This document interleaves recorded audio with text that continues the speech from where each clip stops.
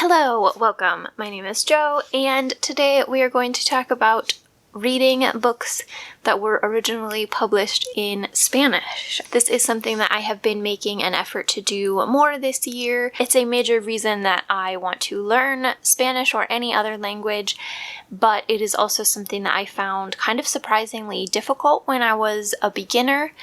And so I just kind of wanted to give some ideas that I have about how to make that process a little bit easier to start doing that, and also share kind of a little project that I just started to hopefully make this easier for you guys. So the first category of things that we're going to talk about is basically how do you find these books? How do you find people that talk about them? Especially ones, most of this will be focused on ones that have not yet been translated into English, because I think for one thing that is the most exciting kind of book to read, because it's like, wow, I could never have experienced this book if it weren't for the fact that I speak or am learning this language. And I think that that is just so cool and so motivating.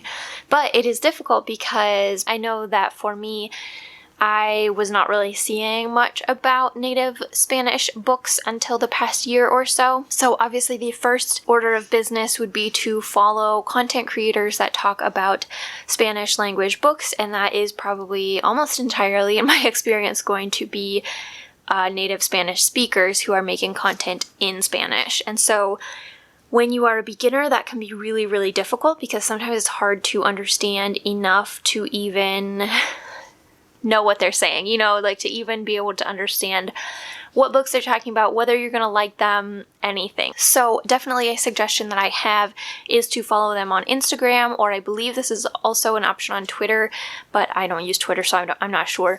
But something that has an auto translate option. So on Instagram, at least, for photos in another language, it will give you an option to translate the caption.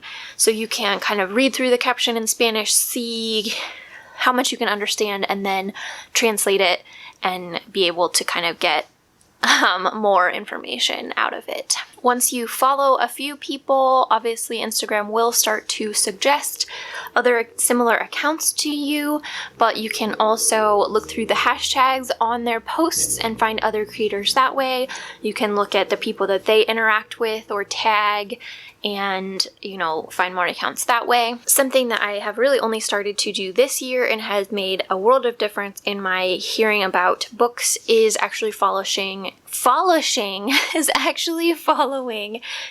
language publishers. The biggest one that I'm aware of is Planeta.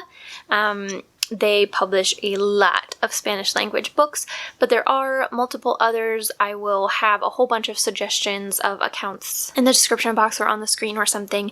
And then lastly, for finding more books, once you have found a book that you're interested in or a book that you read and enjoyed, that sort of thing, you can look that book up on platforms that will give you suggestions for other books. So Goodreads kind of does that. Amazon does that. I don't use Amazon to buy books, but I use Amazon for this frequently. Speaking of Amazon, the next section is how to actually obtain these books. Spanish learners are spoiled in a lot of ways around, at least the Western world, particularly in the US. It is definitely the most accessible language to learn in most areas.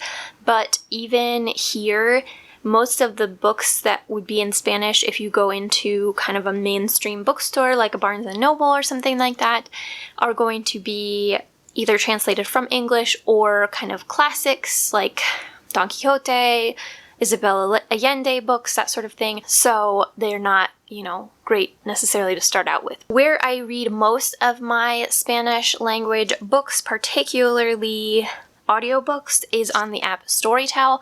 This is not sponsored. I do have a 30-day free trial code that is in the description box. It's the same one that anyone who uses the app gets. It's just like if you share with a friend. I reached out to them to try to find out whether that was an affiliate link for disclosure purposes, and they told me they don't know.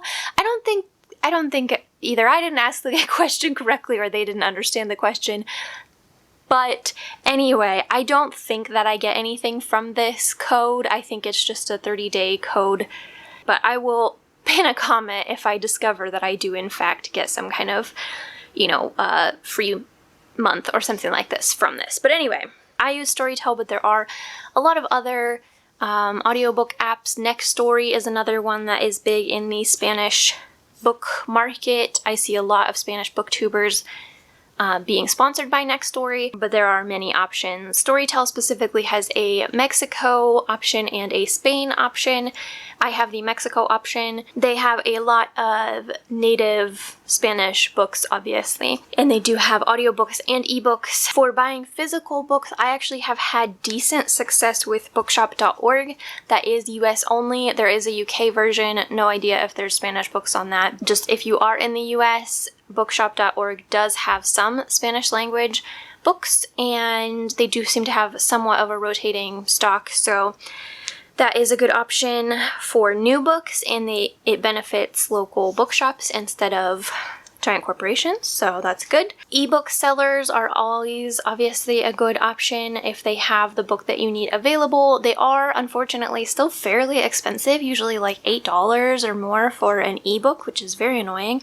There are obviously free ebook options online of questionable legality, so I will leave that to your discretion. Busca Libre is another site that is available, I think, basically globally. There's a version of it for seems like most countries, and they do imported books, so they are often more expensive because the import fees are included in the price of the book, but they do have some really, really good sales throughout the year, and sometimes you can get books there actually cheaper than they are listed on like Amazon, so that's an option if you want physical books as well. Now, for actually reading the books, and this is particularly relevant for books that have not been translated into English yet, because I think generally my recommendation for if you're not comfortable with understanding the plot of a book yet would be to read it in English first, or maybe alongside reading it in Spanish. But if a book has not been translated yet, obviously that is not an option, and you really don't have any option for, trying to understand the plot beforehand. So I would say the first thing would be start reading maybe at a lower level than you would otherwise.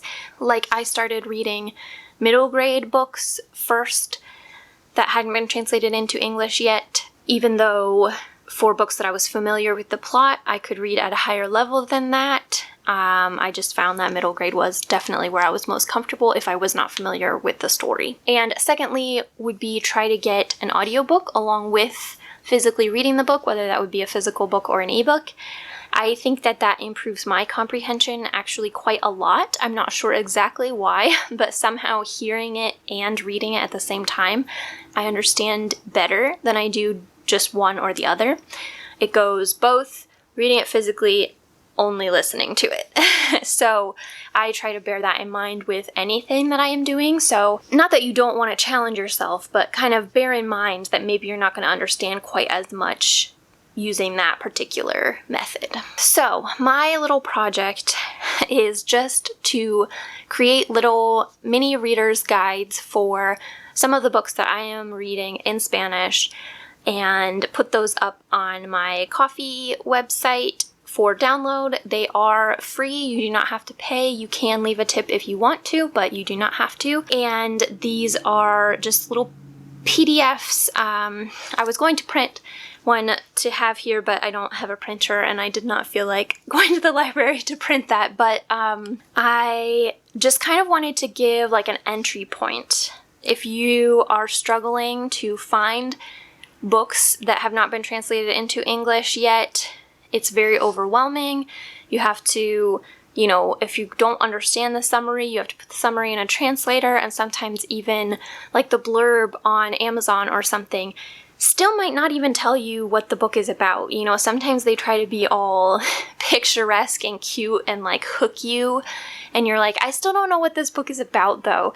And it's hard to read reviews when you don't have good comprehension. I just remember finding it so overwhelming, and I still do sometimes find it so overwhelming trying to find books that don't really have any conversation around them online in English. And not saying that they should, obviously, you know, it's written in Spanish. Obviously, people are mostly going to be talking about it in Spanish, and that's totally fine, but as a beginner, that can be really overwhelming. So basically, these just have the basic information about the book, you know, kind of an approximate reading level that's going to be at, what genre it is, the plot summary, which I wrote, so it may be, quality may vary, a little review of what I thought of the book, and then some interesting vocabulary that I got from that book. Something that I also wanted to include was kind of the tense of the book, because something that I have discovered through learning through comprehensible input and not through like classroom learning so much is that I get a lot more exposure to certain tenses or persons than others. Definitely I've had the most exposure to third person past tense because most books are written in third person past tense. So, you know, it can be good to get some others in there as well and get a little bit more exposure to other tenses and that sort of thing. So anyway, I do have 3 of these up on the website at the time of making this video, but I am reading 2 more books right now that will also be up there when I'm done with them. So if people download these, I will keep doing them. You know, if I don't want to keep doing them if nobody is using them, but I find it a really nice way to solidify my kind of experience of reading the book, and I hope that it will be helpful for other people as well. And let me know if you have any requests of things to add to these, or also, right now I'm thinking that they would be most beneficial for books that have not been translated into English, but if you would like them for any books, including books that have been translated into English, then let me know, because I have read some literary fiction that has been translated into English that I could do. I am reading another one right now that I could do, but again, this has been translated into English. There is tons of information about it online, but if you would like information specifically from a language learning perspective, I could do them for these as well. So anyway, just let me know, and if you have books to recommend, or accounts to recommend, or any other thoughts surrounding this topic, definitely leave them in the comments, and then we can all just exchange information and it'll be great. So thank you for watching, and I will see you in the next video.